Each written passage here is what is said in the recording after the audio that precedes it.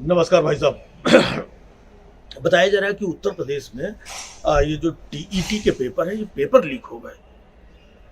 योगी सरकार में paper leak हो गए। अब भाई साहब, यहाँ आप पेपर लीक में फंसे हुए हो, है? यहाँ तो पूरे सिस्टम में लीकेज है भाई साहब।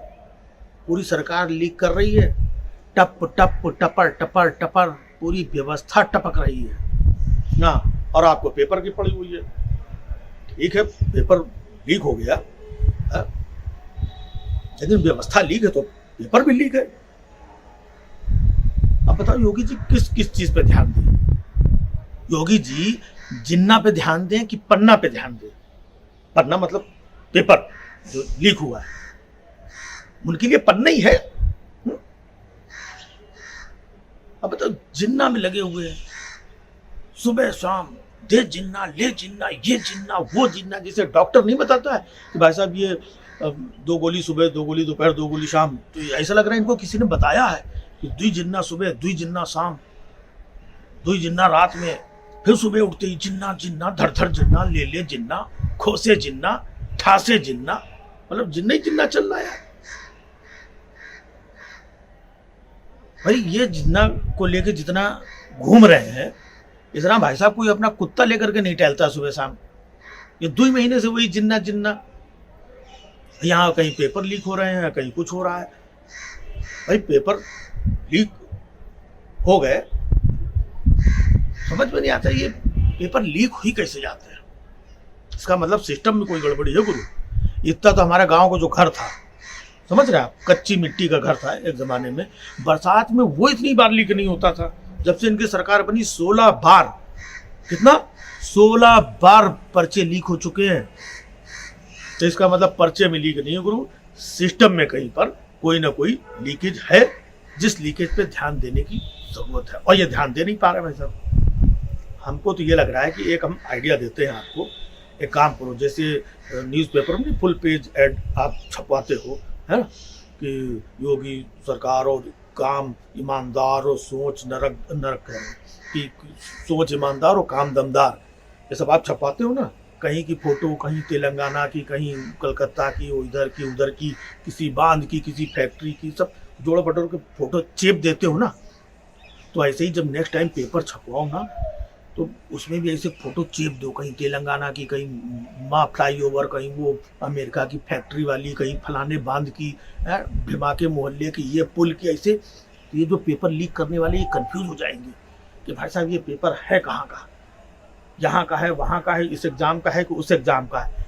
तो ये फिर लीक नहीं कर पाएंगे।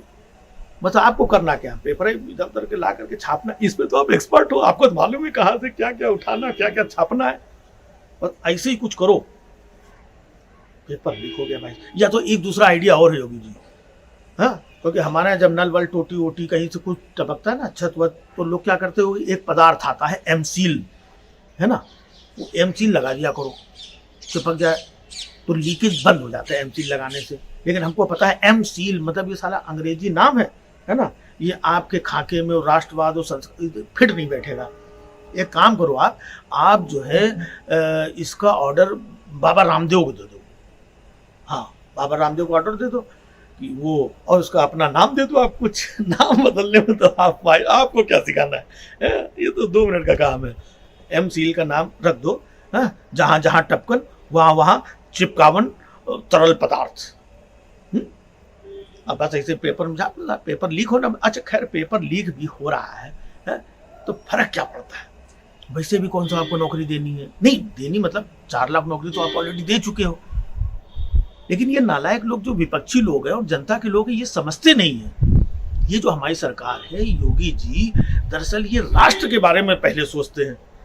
और ये नालायक लोग ये है ना, धरना प्रदर्शन और चीजें ये करने वाले, ये रोजगार के बारे में पहले सोचते हैं। तो भाई साहब आप ये बताइए कि राष्ट्र पहले है कि रोजगार पहले है? क्योंकि युवा ही राष्ट्र का भविष्य है।